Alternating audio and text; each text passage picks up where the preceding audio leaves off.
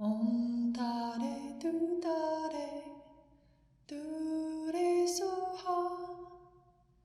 Om Tare Tu Tare Tu Re Soha.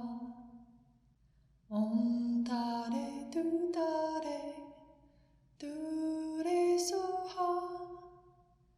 Om Tare Tu Tare Tu. All right, well, here we are, Wednesday night. Good to see you all, and good to be here physically in person. Had a little bout, just getting a little stronger each day. It's good to be back here. And to be able to access these precious teachings with His Holiness the 14th Dalai Lama, Bhikshuni, Thubten Chödron, and many others that they included in this process of bringing the Lama Rim in such an accessible manner to us. So last week I was ill, not able to teach.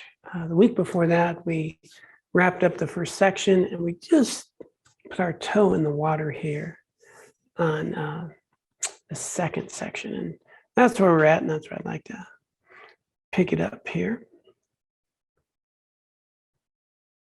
There we go. The Buddhist view of life. Good place to start, right? So if you are new, it's a good time to come in. We are just unpacking this very rich approach and beginning this Approaching the Buddhist Path text. So we're going to cover the highlighted parts of the text, unpack it a bit. And also feel free, if you have a question, to chime in, and we can discuss points as we go through them.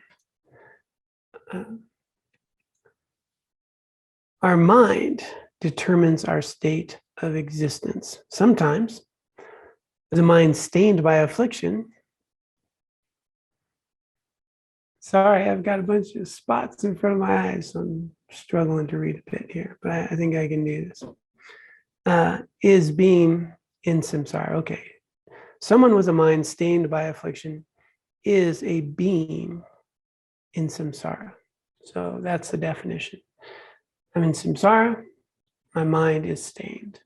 It's not pure, not clear, not free of obscuration. So sentient beings in samsara in a conditioned existence. We call sometimes a cyclic existence, the existence of samsara. That's a pretty straightforward definition there. Someone who has eradicated all afflictive obscurations, mental afflictions, and the karma causing rebirth in samsara is a liberated being called an arhat. So arhats are very much, that's what the Theravadan traditions, Pali Canon and so forth is. What the Buddha taught was how to be free of samsara, how to be liberated. So one follows the teachings of the Buddha and removes the obscurations, the afflicted states of mind, and no longer subject to all this. That's an arhat. Someone whose mind has eliminated even the subtlest cognitive obscurations is a Buddha. So that's a fully awakened Buddha. And so that's the difference between sort of a bodhisattva path, full Buddhahood, and a Theravadan path, the path of an arhat. A bodhisattva path is seeking full Buddhahood for the benefit of all beings.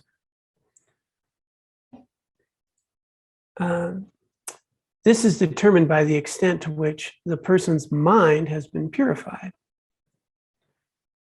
In this regard, the Sublime Continuum speaks of three types of beings: polluted beings who revolve in cyclic existence, right, samsara, unpolluted beings, and who do not revolve in cyclic existence, and completely uncompleted beings who are Buddhas. A person's level of spiritual attainment does not, I can do this. A person's level of spiritual attainment does not depend on external features, but on his or her state of mind. Yeah, state of mind is an interesting phrase with that, but the degree to which your mind is afflicted or not, obscured or not. So we have obscurations and afflictions.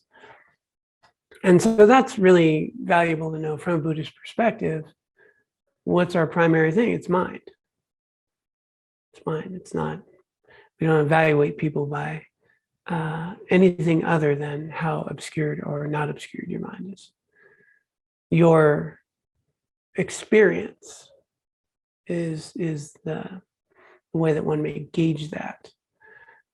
So when we're talking about mind, we're really talking about experience. How am I experiencing you? How am I experiencing this room? How am I experiencing myself?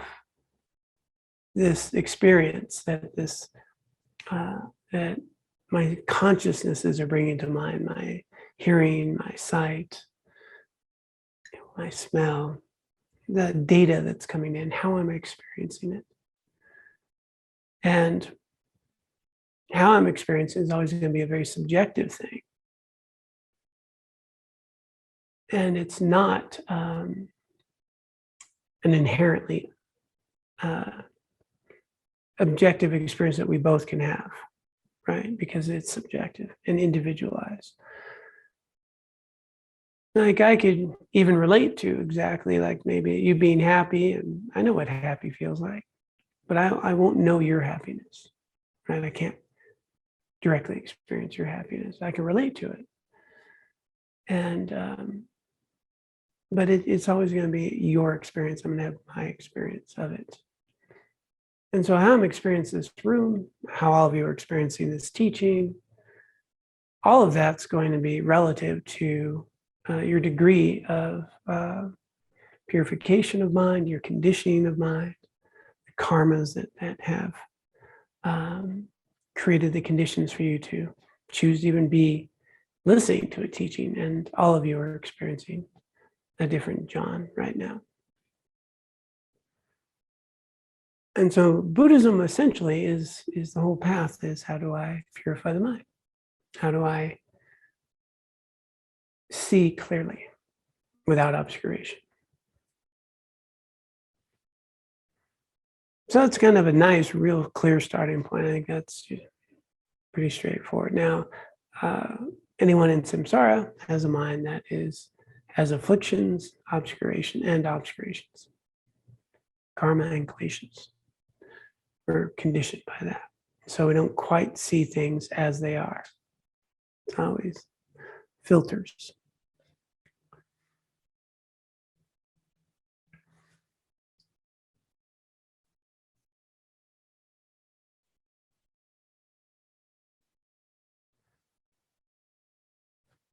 So what is mind? That's where I'd like to begin.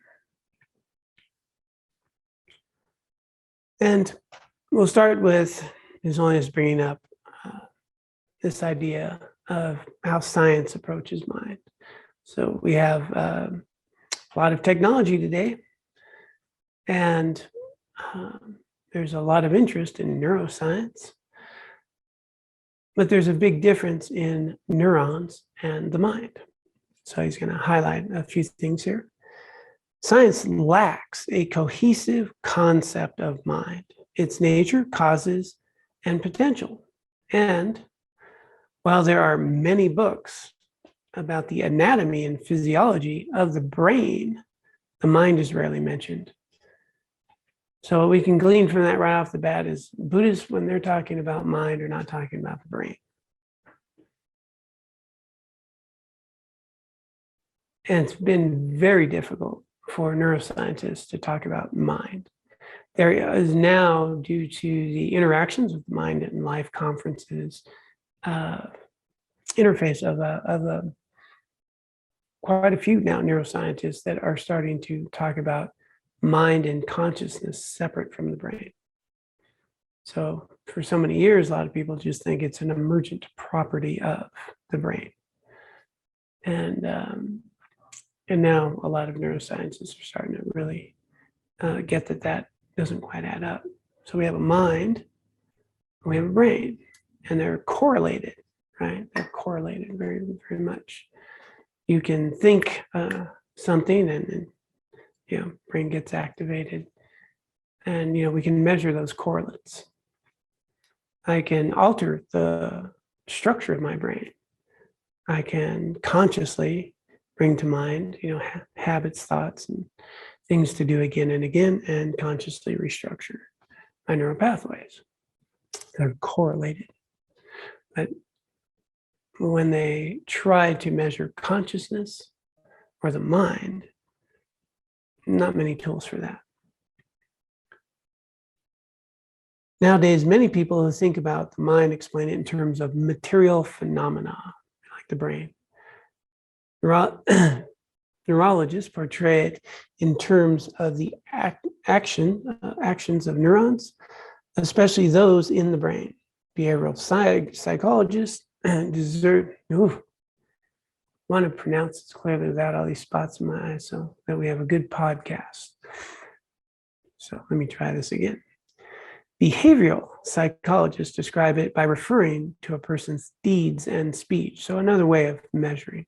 Cognitive scientists study perception, thinking, and mental processes in terms of external, measurable, behavioral, and brain activity. So we can measure behavior, we can measure brain activity, but is that going to really measure consciousness or really pinpoint the mind? The difficulties with these models is that they do not give us any means to accurately this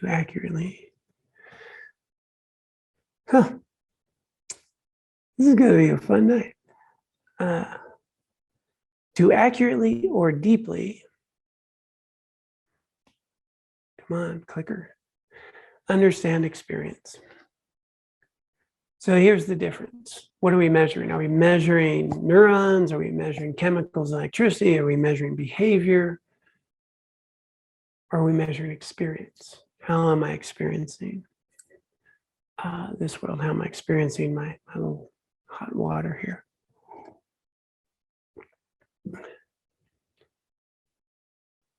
What's the experience of that?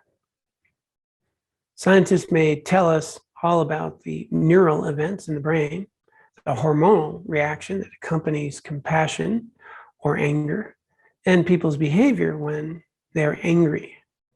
But this does not convey what these emotions feel like, what the experience of them is. And then other people speak of the mind as immaterial, so not material, not just neurons and chemicals, electricity, but as a permanent self or spirit or a soul, for example. Immaterial, right? Soul's not material. Spirit, not material. But they too are not able to suggest tools to observe consciousness. The Buddhist teachings may be considered a science of mind, in that they provide a complete study of the mind, setting forth specific means for observing it, delineating the various types of consciousnesses, and mental factors, making known the mind's potential and describing ways to transform the mind. So, as long as just making a point that the West has done a lot of good stuff. It's important. It's good to know, good to understand these relationships. Other spiritual traditions, also very good. But something very unique to Buddhism, as he'll point out, is that they've spent 2,600 years examining the mind directly with methods and very specific methods to not just understand it, delineate it, but transform it. And here's something I'm going to state right off the bat. The nature of the mind is not material. It lacks the tangible quality of physical objects. While the mind and brain are related and affect each other, when a person is alive, the mind is distinct from the physical organ of the brain. which is a matter which is matter and can be investigated with scientific instruments that measure physical events. The mind is what experiences. It is what makes an organism sentient, conscious.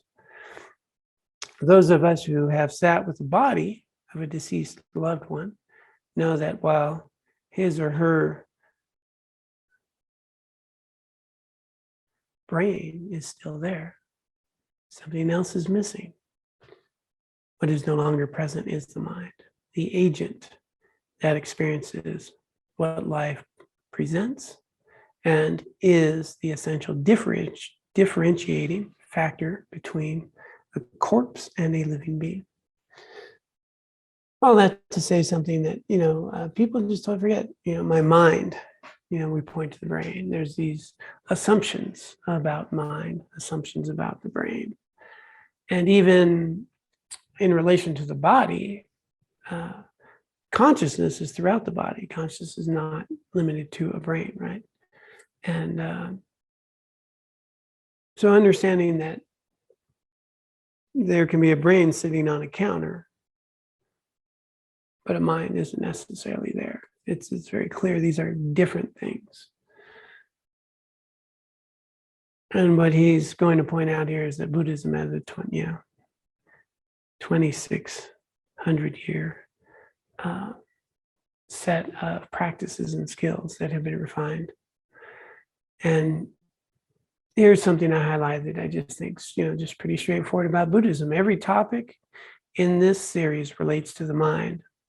We will look at the mind from many perspectives, its true causes, potential, functions, levels, and so on. We will investigate what obscures its potential and how to cultivate the antidotes to these obscurations so as to reveal the potential of the mind and its wondrous glory that can fully awaken into Buddhahood.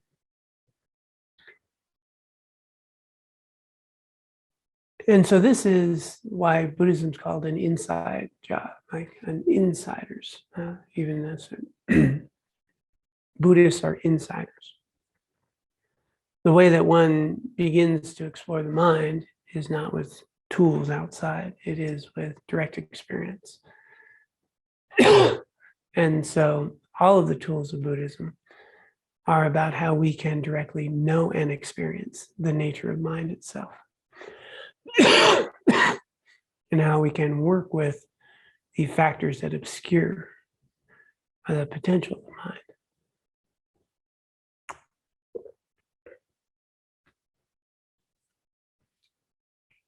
I'm going to buck up for this. Okay. The Sanskrit word translated as mind may also be translated as heart. From a Buddhist perspective, expressions like he has a kind heart or her mind is very intelligent both refer to the same entity, the conscious experiential part of a living being. Although our mind is right here with us and we use it all the time, we don't understand it very well. In the Buddha Dharma, the mind is defined as clarity and cognizance. Clarity indicates that unlike the body, the mind is not material. Clarity also indicates that when the mind meets with certain conditions, it is able to reflect objects like a clear mirror. Due to its quality of cognizance, it can engage with or cognize that object. Right, so that's a good point to start clarifying. So, how do we start knowing qualities of mind or the nature of mind? So the nature of mind is it's knowing, so it's luminous. They're using clarity. It illuminates. In our awareness, right now, if you wanted to visualize your living room, it can be illuminated, right, in your mind. You didn't go anywhere, didn't do anything. You can illuminate. You can be aware of. It can be reflected in your mind. Image of your living room. It illuminates. So, and then it has the ability to cognize, to interact with, to know. So these are the two aspects of mind that His Holiness and Bhikshuni Thubten Chödron are bringing to mind as starting to know its nature, right? Qualities that we can know about. It can reflect, illuminate. It can know. It can cognize. It can interact with. It doesn't have to interact with at all. The nature of its mind doesn't need to have concepts, doesn't need to stick a label on it. Non-conceptual. It can just illuminate and know. It can choose to engage or not. Or it can just simply experience. So one of the ways in which we get afflicted is we conceptualize everything and we label it and we attach to it in a way. So we can, for example, one day I'll come up with a new example, but not today.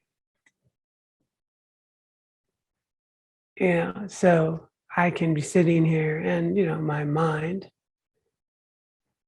can be aware of vibration, right? Sound. I haven't labeled it sound yet. It's just I'm aware of something. And these vibrations. And then, sound. What's the sound? It's a bird. It's a bird chirping. And then I might have a pleasant thing, how wonderful it is. At the nature of mind itself, before all of that elaborative process of sound, bird chirping, pleasant experience, that's all elaborated upon conceptually above just the direct experience. Now I could also be here trying to meditate, hear birds chirping, driving me nuts. It's annoying, and then be really frustrated and need to get rid of that bird nest outside. But at the level of mind itself, at its basis, the nature of mind itself doesn't have all those elaborations, doesn't have all those concepts, bird, this and that. We've added those things. And then as we've added those things, certain things we like, certain things we don't like. And then, hate birds or I love birds, or sometimes I do, sometimes I don't. And then I start trying to organize that outer world for an inner experience that is pleasant. And so that's where all these afflictions come into play. And we've been doing this since we were crawling around little babies. And so we have this whole conditioned experience of the world with all those elaborations. Nature of mind, simply clear, cognizant. Before all that.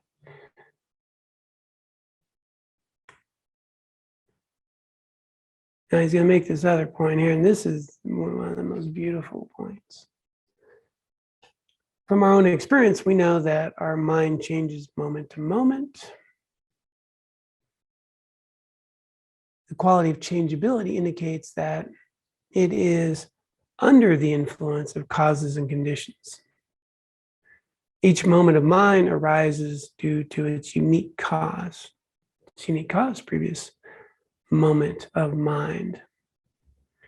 The mind is a continuum, a series of mind moments that we call mind stream.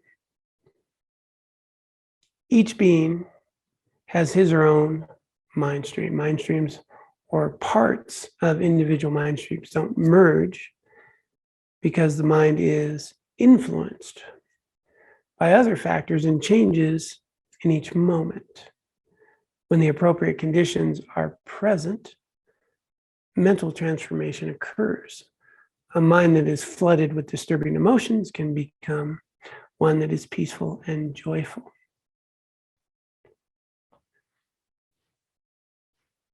I jumped the gun. That's not the most exciting, inspiring part of the mind. That's the next point will come up. But this is important to know also because it's very inspiring, is that this moment of mine, while dependent on a previous moment mine, is always a new opportunity. So I'm not ever stuck. There's nothing solid that is being dragged around. It is my mind stream that's experiencing you and camera that I'm looking at now, and I'm experiencing this, and it's arising in this moment, independence upon my state of being, the environment I'm in, and so forth, the conditions that are arising. And so to understand our mind stream is the appropriate analogy, a mind stream, a stream of consciousness, moment to moment, arising independence upon causes and conditions, as opposed to an independent soul that is not changing, right? That is being drug around, or experiencing all this in different ways, might be a good way of putting that. And so there's a big distinction. Then Buddhists don't talk about a soul, they talk about a mind stream, a stream of experience from moment to moment to moment, that's changing moment to moment, changing independence upon what I'm attending to, how I feel, the conditions that are arising. And as he pointed out, that mind can be in 1 minute distraught, in another minute quite content, depending on some different news I get in a moment, and what I'm attending to, how I'm attending to it. And another key point here is we have our own mind streams. So you have your own mind stream. As I mentioned earlier, I can't know Sam's mind stream. I can't know your direct experience.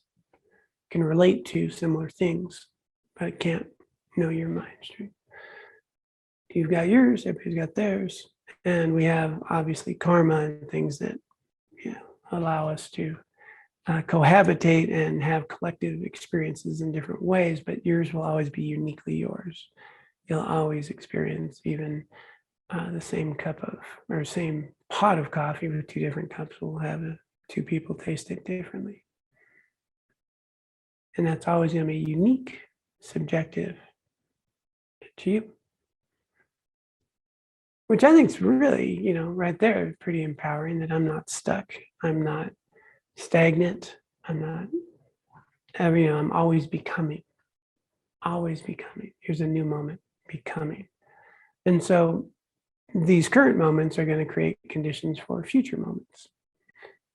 And later on, as we get into the text and the methods about altering the mind or removing obscurations or working with afflictions, we can learn how in our present moment we can bring to mind antidotes, attitudes, thoughts, behaviors that will help us remove these afflicted states and obscurations and cultivate qualities that help us purify the mind.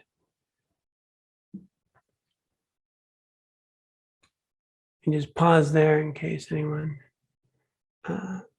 has a thought or question at this moment before we go into the nature. Yes. So my question, possible comment is the difference between the mind and the brain.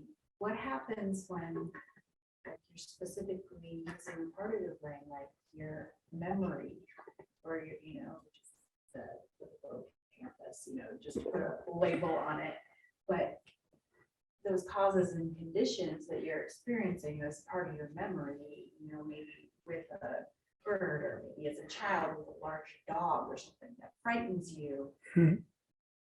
How can that be, what is the difference between, the causes and conditions contributing to that memory and then your mind. Mhm. I Yeah. guess I'm, So, yeah, I mean, is the memory in the chemicals and electricity, or is the memory in your mind? So, there's uh, or when you activate when a memory comes up, are correlated to parts of your brain.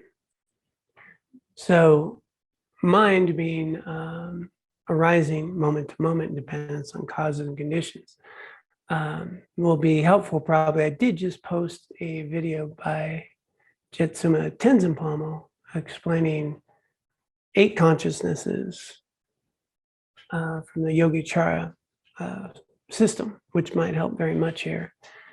And I'll just, without going into a whole elaborate thing, simply is with these 8 consciousnesses, we have the normal sense consciousness, right? First 5, right? Hearing, taste, touch, all that. So that's 5. And then the 6th one would be this mind that we use all the time, that we think with, that was, it's moment to moment, it's in the present moment, it's able to bring up a memory or think about something, but it's always just in this moment, right? It's interactive, it's in this moment. That's our consciousness. So the consciousness we use all the time. It takes data in through taste.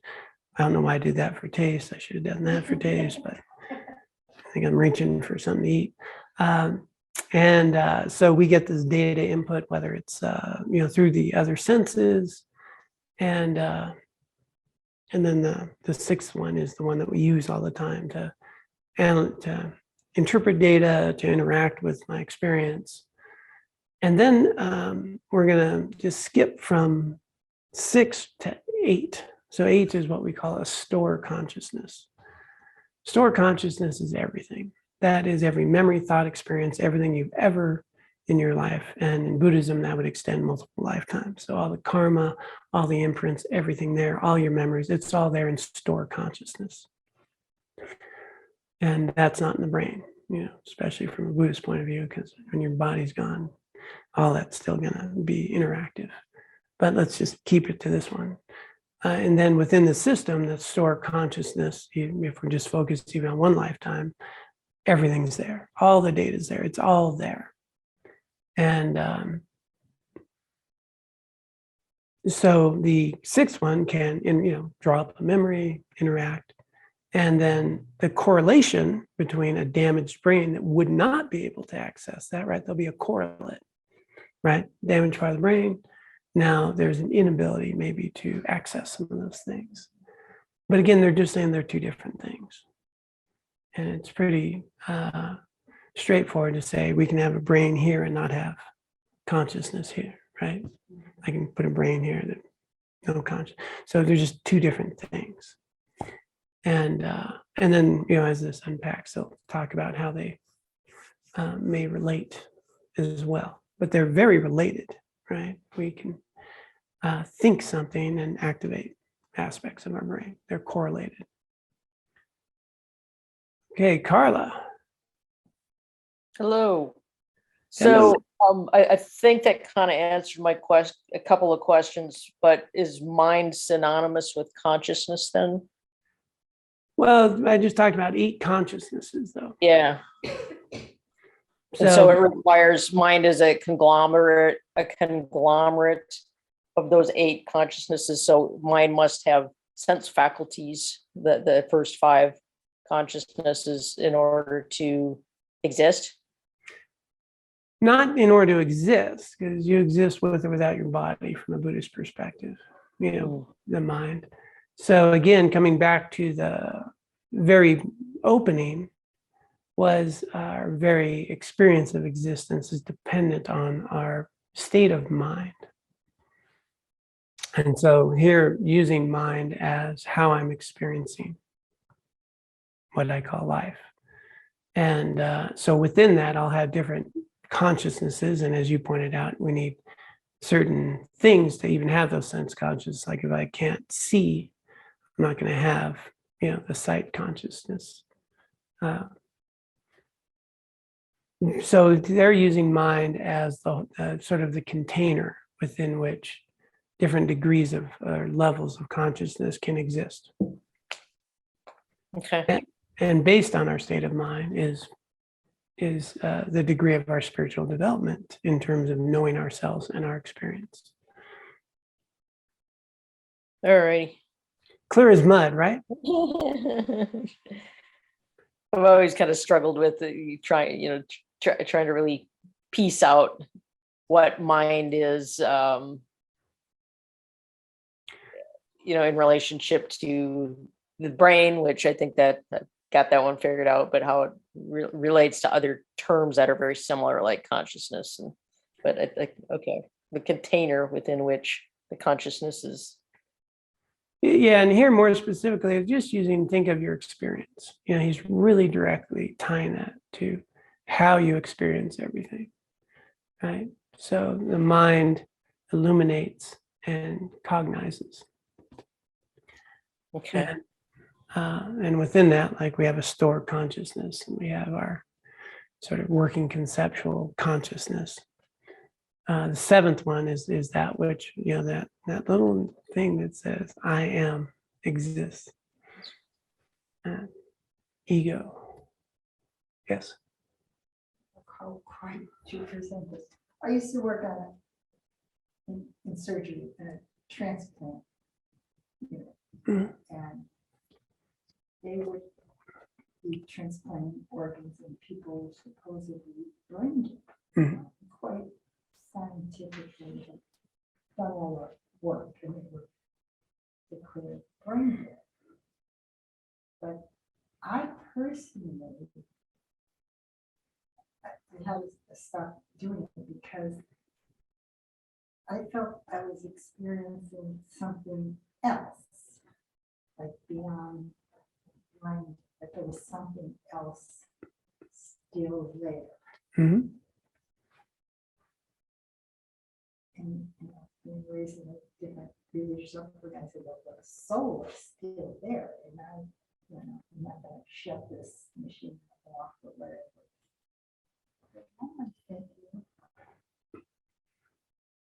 it's more, it's not, it wasn't, this is sort of clarified that the brain and the mind. To me, I was getting the sense that the mind is still there. Mm-hmm. Deeper or beyond the brain. Yeah. So for those of you online, just a comment was made from someone who has worked with people who have gone brain dead and some of the challenges and struggles, having an experience working with them where there still feels like a presence there, right? And so, and of course, there's numerous books. Science is actually a neuroscientist who is, that those what we call near-death experiences, or maybe the body's dead and all that, and he came out of that, and he's gone on tour, written different books, totally changed the way he looks at neuroscience, and so where people have often reported that even though a body's dead, a consciousness is still present, still experiencing things. From a Buddhist perspective, when the body dies, the consciousness does not. And this mind just starts experiencing things differently, which I want to stick to this teaching on the mind. And so I don't want to get too into that. But it would just start experiencing things differently. And at some point, there's an intermediate state, and at some point, again, a form, and at some point, a body, and at some point, seeing itself in a certain way. Is there a period of time that the mind stays with the body? Okay, so question is there a specific sort of period of time that the mind or consciousness would be with the body after death? So what I've been taught is that typically with a regular sentient being, which is what a mind that has afflictions and obscurations, as we talked about earlier, when they die, in generally, it's thought that it's nice to sit with the body, have a gentle, nurturing, caring presence, let that transition go smoothly. Could take 10 minutes, could take an hour, could take a couple hours. But one doesn't really know. Could be pretty immediate, could be a little bit. When my mom passed, I sat with her for a little over an hour, and just wanted to be there in that presence with prayers and so forth.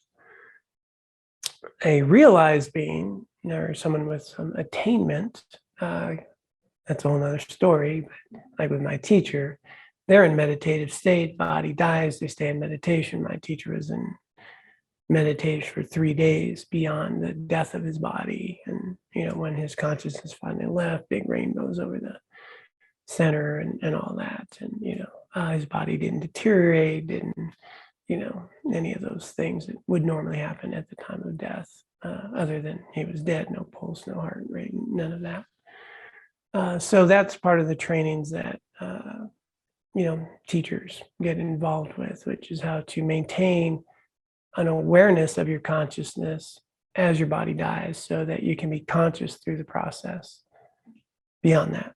It's like falling asleep, right? We go to sleep and then you forget, right? I was awake and I'm not. Might have dreamed, might not. And a lot of people do lucid dreaming, where you just learn to be aware as you fall asleep. And you maintain consciousness in your dreams, and you're active in them. Nothing woo-woo about that. There's, all kinds of books on it. People do it all the time. And so there are some methods within Tibetan Buddhism specifically that teach, and you practice it while you're alive so that you can be aware of the experience as the body elements dissolve. But for most of us, we just kind of, go to sleep and then wake up, things are different. Yeah, don't know what happened in between. All right, I do want to get to this next part because this is the part that is really exciting. Not that all this other stuff hasn't been just thrilling. I can see now, so that's helpful. So the mind has two natures. Its conventional nature, how it functions and relates to other things, and its ultimate nature, its actual mode of existence.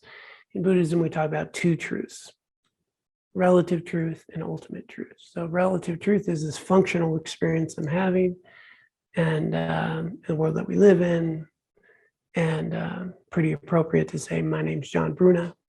Pretty valid comment.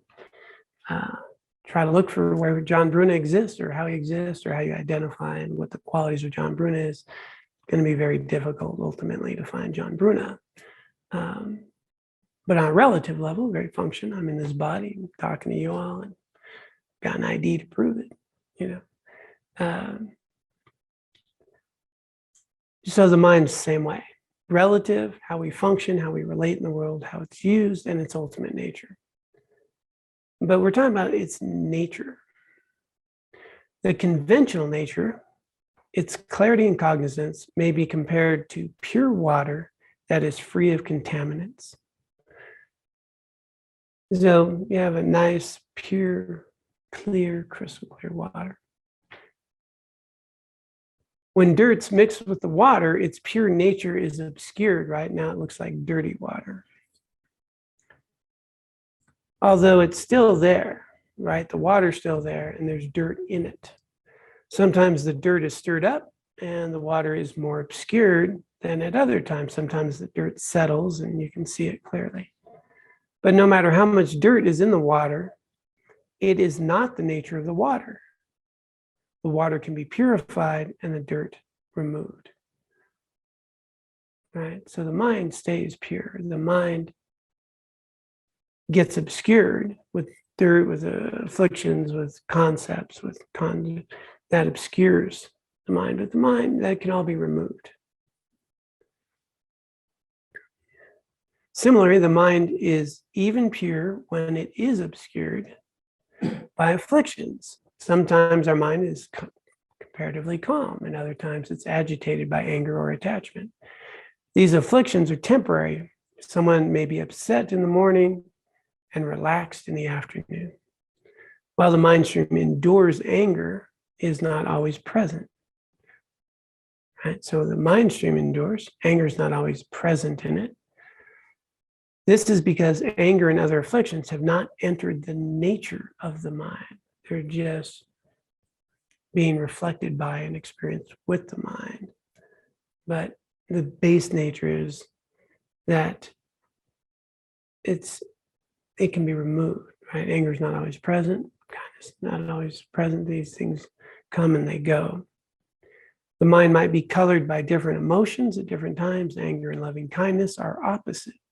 They cannot be manifest in our own mind at the same time, although they may arise at different times and sometimes in a second. Even people such as Hitler or Stalin had great hatred. They also felt love for their family members and children. The fact that the mind can be dominated by anger at one time and by an opposite emotion such as love at another indicates emotions are not the nature of the mind. The mind itself is pure. It is like colorless water that can be colored by a variety of hues or none at all. I'm going to come back to that. I just want to get this next sentence. Our body is like a house and the mind is its inhabitant. As long as the body remains, the mind is a long-term resident. However, the various mental factors, which include emotions and attitudes, are like visitors. One day resentment comes, another day compassion comes, but neither remains long. Both are visitors. One visitor is respectful, useful, and pleasant, like someone reliable whom we can trust and want to make a member of our family. We invite that visitor to remain in the house at all time and cultivate the conditions so he or she will. Meanwhile, the other visitor is rude and disturbs our own and others' peace. We don't want him or her to visit, let alone move in. So we don't invite him or her. We evict them if they sneak in. Similarly, it is possible to banish anger and cultivate compassion limitlessly, making it our constant companion. That's the super inspiring part, is that these aspects that we experience, we can cultivate the qualities of the ones that are beneficial, meaningful, and eliminate the ones that are harmful. Now, they use the analogy of water. Often, the sky is used. The sky being the mind, the nature of the mind. And then we have clouds, obscurations, thunderstorms, things like that. Those clouds come, but behind that, the sky is always untouched. The mind's untouched. The nature of the mind's untouched. And so the piece that I find just incredibly meaningful here is that is the very nature of my mind. It's pure. And it's simply obscured. It's covered up. It's been afflicted by a lot of misconceptions and grasping and clinging and habits and tendencies and fears and insecurities and misplaced. And so the path to purify this mind, and ultimately the key to a Buddhist path, is to see clearly, is to see through the clouds. It's to recognize I am not my anger, I'm experiencing it. It's to recognize I'm not my insecurity, I'm experiencing insecurity. It's to know that that is not my nature, that is not who I am. The mind underneath all of that is, and its potential is vast. And we're just simply afflicted and obscured. And so all of the Buddhist teachings then is pointed at is methods to know the mind, to remove the obscurations and afflictions, and to cultivate the qualities to maximize the potential available to us with the mind, which is directly correlated with this body that we have, with all of its organs, including the brain. So that's the relative nature.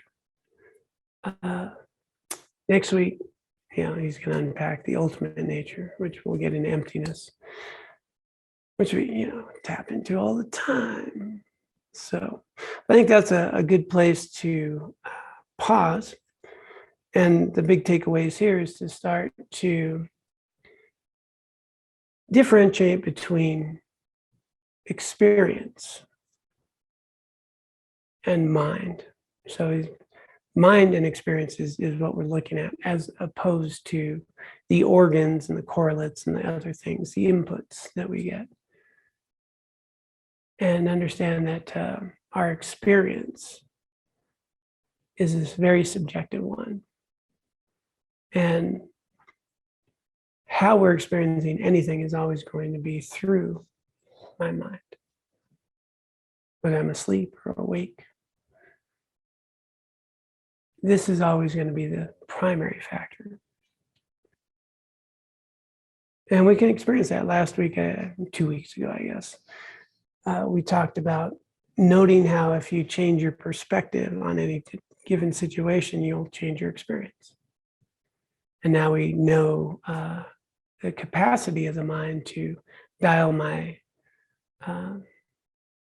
even my gene expression up or down, right? So I can, through practices, dial down gene expression or dial up gene expression. I can create new neural pathways. I can change the function and structure of my brain. So the capacity of the mind is this amazing thing. I think earlier, most of you just spent time in your living room with your mind, right? You even have to leave. As we engage with the mind, we'll start to see that there's no boundaries for it. Not going to find a box for it to be in. You're going to find vast, limitless space of the mind. And it is something that can be directly experienced. And so those are the methods of Buddhism, is to directly experience your mind. And you can even directly experience your awareness of your experience. And these trainings will elucidate that. And it's beautiful because it's all malleable. We're not stuck. There's a stream. I'm not stuck in a stagnant pool. Always becoming and always arising in dependence upon the causes and conditions, the environment, the body I'm in, and so forth. So really untapped potential available to us. All right, any other questions here as we close for today's teaching? Any answers? I hope you guys got the sound at the Here and Now Center worked out. I have a quick question. Good, okay. I was just wondering, is the seventh state of consciousness, is that, we described it as the I am or the ego, but is that the way we negotiate between the first six and the eighth? Or is it like a mediator? Yeah, it's a mediator there.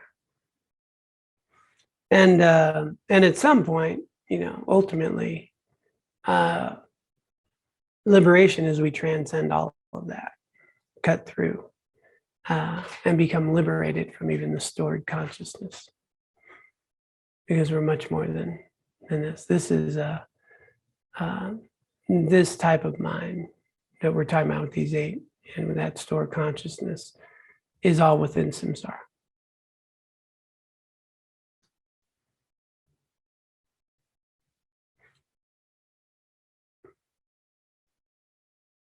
And as I said, I posted a talk today by Jetsuma Tenzin Palmo, The Joy of Living. And she goes through those eight consciousnesses very well. Gives a very nice explanation. And also why it's so important, the bad rap that the ego gets. Her point in the seventh consciousness is, that's how we function. And beating your ego up is not going to help you. but rather that seventh consciousness with a sense of John is ethically neutral, and it's what do we do with it? It's not in itself inherently, negatively, karmically. I function as John, so if I can function as a healthy John who has a good sense of self-worth and value and meaning and purpose, who would like to contribute to the world and has a compassionate heart, wants to do beneficial activities, that's going to be very supportive, as opposed to just try to cut through any sense of John. And this is how I function. She made a point that 99.99% of our path in the Dharma is relative reality, this conventional reality.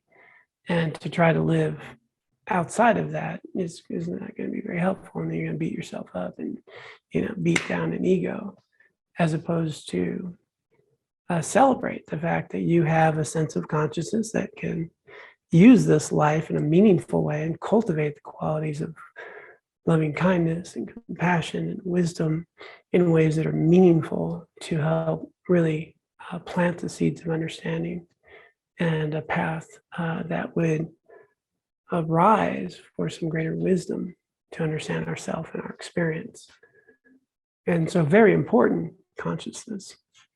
And so really can be very helpful and nurture, and not, anytime we get self-critical and, down ourselves, beat ourselves up, not helpful. So we can use this experience to cultivate these greater qualities or form more attachment and more afflictions. 7 gives us a choice to do one or the other. And that's in the Yogacarya method or philosophy. All right, let's go ahead now and dedicate the merit and wisdom that we've already cultivated from our time together. Such a gift to be able to engage in these teachings and to have a motivation to be of benefit to all beings. Let us now dedicate the merit that has thus been cultivated. By this merit, may I soon attain the enlightened state of Guru Buddha, that I may be able to liberate all sentient beings from their sufferings. May the precious Bodhi mind not yet born arise and grow. May that born have no decline, but increase forevermore.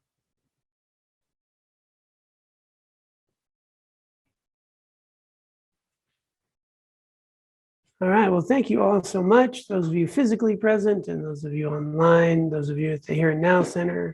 Hope that sound worked out, and joy to be able to be with you.